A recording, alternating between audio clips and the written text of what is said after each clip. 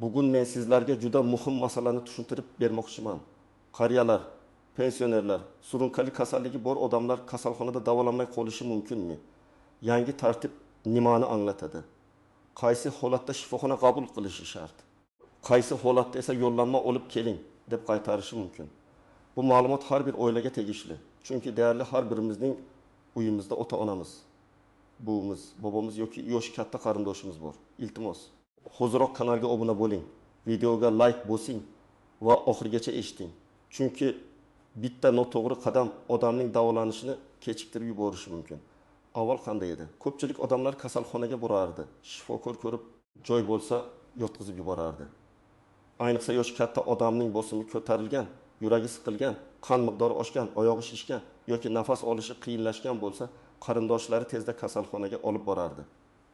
Ba'zida hujjatlar to'liq bo'lmasa ham ahvoli og'ir ekan deb qabul qilishardi. Lekin oxirgi yillarda tibbiyot tizimida tartib kuchaymoqda. Yo'llanma, elektron ro'yxat, oilaviy shifokor xulosasi, tahlillar, mutaxassis ko'rigi, shoshilinch va rejali davolanish farqi aniqroq ajratilmoqda. Mana shu joyda odamlar orasida vahma paydo bo'ladi. Endi qariyalarni kasalxonaga olmaydimi? Pensioner bo'lsa davolashmaydimi? Yangi qo'yda chiqibdi. Joy yo'q deb qaytarishar ekan. Yotish uchun albatta pul kerak emish degan gaplar tarqaladi. Men buni aniq aytaman. Yoshning o'zi davolashdan bosh tortish uchun sabab bo'la olmaydi. Qariya bo'lgani uchun odamni davolamaslik mumkin emas.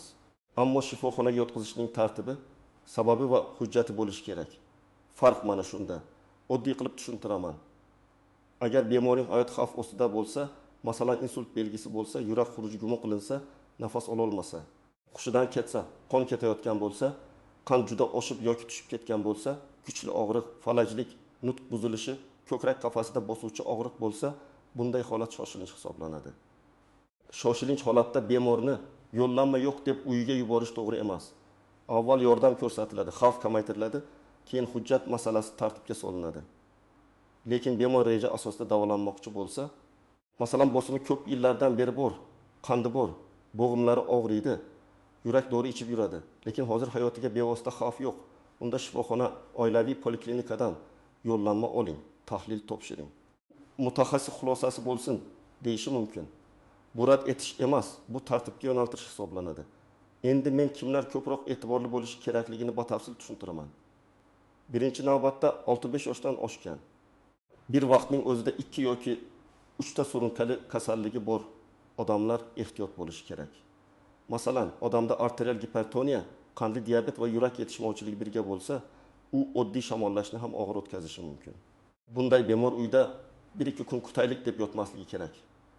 Harorat 38 dan yuqori bo'lsa, nafas qisishi bo'lsa, oyoqlarda shish kuchaysa, siydik kamayib ketsa, bosim mindaqinga chiqsa yoki qand yirimidan oshsa, darhol shifokorga murojaat qilish kerak. Ikkinchi guruh, yolg'iz yashaydigan qariyalar. Men amaliyotda ko'p ko'raman, yolg'iz yashaydigan ota yoki ona o'z ahvolini oxirigacha yashiradi. Bolalarimni bezovta qilmay deydi. Natijada 3 kun bosimi bel o'qsuqsin bo'lib yuradi. 5 kun ovqat yemaydi, oyoqda yara paydo bo'ladi. Keyin esa kasalxona kech olib kelinadi. Yangi tartib bo'ladimi, eski tartib bo'ladimi? Bunday holatda eng katta xavf vaqtni boy berishdir. Shuning uchun men farzandlarga aytaman. Yoshi katta ota-onangiz bilan har kuni kamida bir marta gaplashing. Faqat yaxshimisiz demang. Aniq so'rang. Bosimingiz nechi, qandingiz nechi, nafas qisilyaptimi, oyoqda shish bormi? Ovqat yedingizmi? Dorilarni ichdingizmi? Uchinchi guruh nogironligi bor, harakatlana olmaydigan yoki yotoq holatidagi bemorlar. Bunday bemorlar uchun kasalxonaga borishning o'zi muammo. Hujjat yig'ish, navbat kutish, taksi chaqirish, aravacha topish qiyin. Shu sababli oilaviy shifokor bilan aloqani oldindan yo'lga qo'yish kerak. Bemorga tegishli hujjatlar bitta papkada turishi kerak.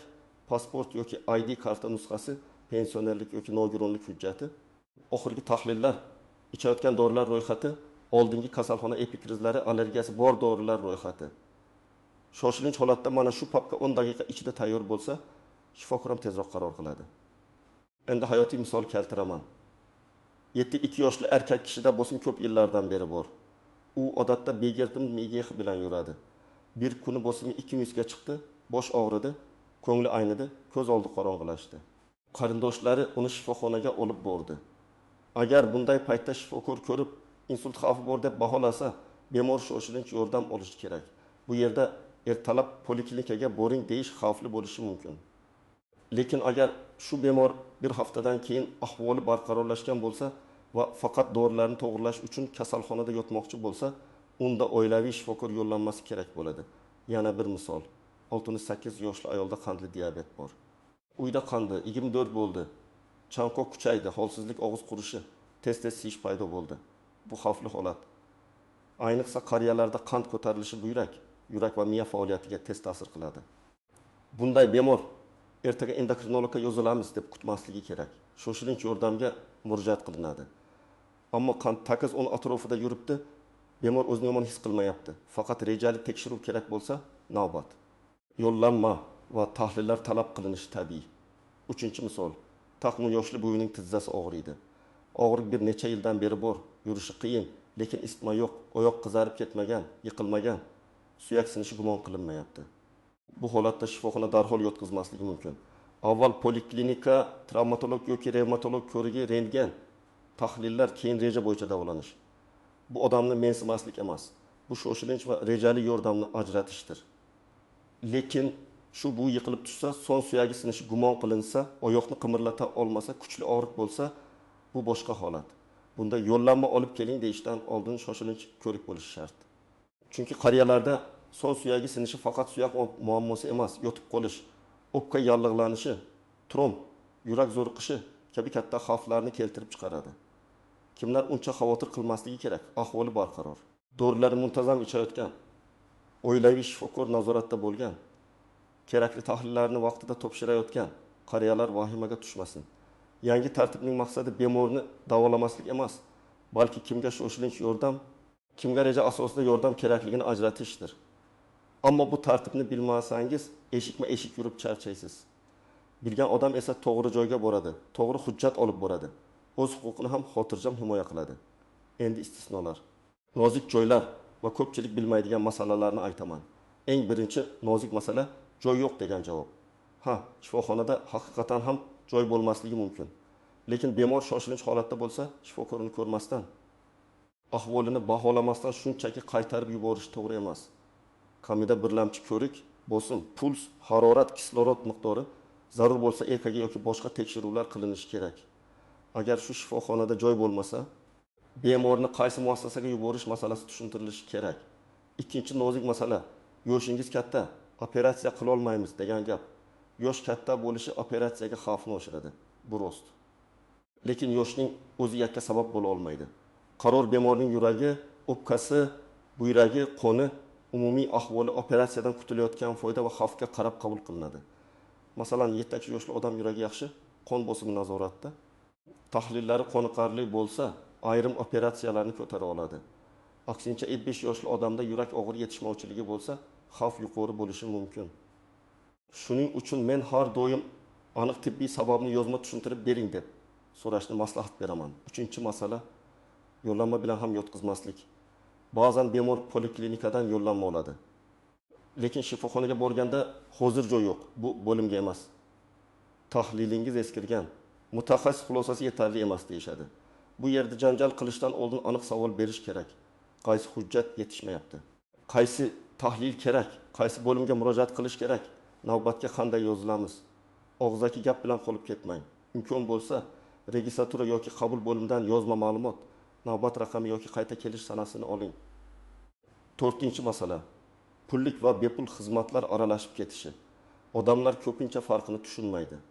Davlat tomonidan kafolatlangan tibbiy yordam turlari bo'ladi. Shoshilinch yordam bo'ladi. Reja asosida bepul yoki imtiyozli davolanish bo'lishi mumkin. Shuningdek, pullik xizmatlar ham mavjud.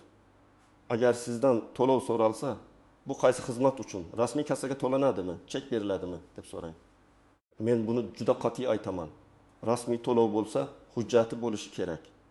Noaniq qo'lga pul berish keyinchalik sizni ham, bemorni ham himoyasiz qoldiradi.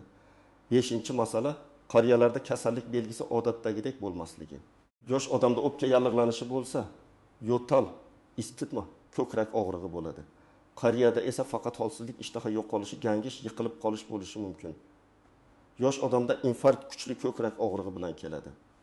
Qariyada esa nafas qisishi, sovuq ter, ko'ngil aynishi yoki faqat kuchli holsizlik bo'lishi mumkin. Shuning uchun shifoxonaga borganda faqat qarilikdan deb o'ylab qolmang. Yangi paydo bo'lgan har qanday keskin o'zgarish jiddiy bog'lanishi kerak. 6-masala ruhiy holat va xotira buzilishi. Demensiyasi bor, xotirasi pasaygan, gapini aniq tushuntira olmaydigan qariyalar ko'pincha o'z dardini ayta olmaydi. Shifokor oldiga bunday bemorni yolg'iz yubormang. Yonida bemorning dorilarini, kasallik tarixini, oxirgi kunlardagi o'zgarishlarni biladigan odam bo'lsin. Masalan, 3 kundan beri ovqat yemayapti, kechasi uxlamayapti. Siydigi hidli bo'lib qoldi, kecha yiqildi. Bugun gaplari chalkashi degan ma'lumotlar tashxis uchun juda muhim. 7-masala dori ro'yxati. Qariyalar ko'pincha bir vaqtning o'zida 5-10 ta dori ichadi. Bosim dorisi, qon dorisi, yurak dorisi, qon suyultiruvchi, og'riq qoldiruvchi, vitamin tinchlantiruvchi. Ba'zan ikki shifokor bir xil ta'sirdagi dorini boshqa nom bilan yozadi. Bemor ikkalasini ham ichadi. Natijada bosim tushib ketadi, oshqozon qonaydi, buyrak zo'riqadi. Kasalxonaga borayotganda dorilarni uyda qoldirdik demang. Hammasining nomini yozib boring yoki qutisini olib boring. Endi eng muhim qism nima qilish kerak? Men sizga aniq tartib beraman. Birinchi qadam. Bemorning holatini to'g'ri baholang. Agar nafas qisishi, hushdan ketish, nutq buzilishi, qo'l-oyoq uyushishi yoki falajligi, ko'krakda bosuvchi og'riq, kuchli qon ketish, bosim BD-80 200 dan yuqori bo'lib tushmasligi.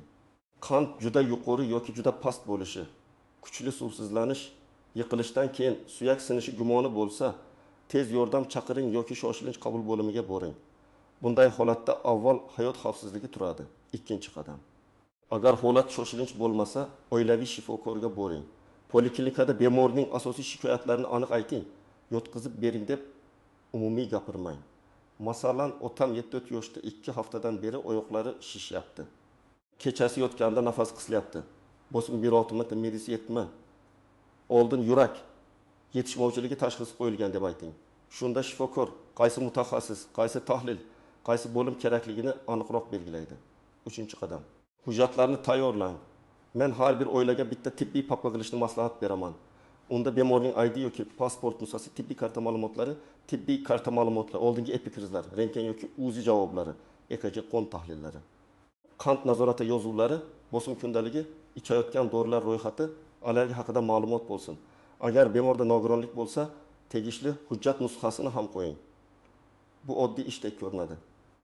Lekin qabul bo'limida yarim soat emas, 5 daqiqada vaziyatni tushuntirishga yordam beradi. 4-qadam, bosim va qand kundaligini yuriting. Masalan, gipertoniya bor qariyada ertalab va kechqurun bosim o'lchanadi. Yoniga puls ham yoziladi. Bosimi balandlash boshqa. Oxirgi 7 kunda ertalab 1005 haqimim, kechqurun 1006 haqimim doridan keyin ham tushmayapti deyish boshqa. Qandli diabetda ham xuddi shunday. Och qo'ringa ovqatdan keyin. Doridan keyingi ko'rsatkichlar yozilsa, shifokor davolashni aniqroq tanlaydi. 5-qadam. Yo'llanma olayotganda nimaga yo'llanma berilayotganini tekshiring. Qaysi shifoxona, qaysi bo'lim, qaysi tashxis yoki gumon bilan. Reja asosidami yoki shoshilinchmi? Qaysi sana, qaysi tahlillar bilan borish kerak?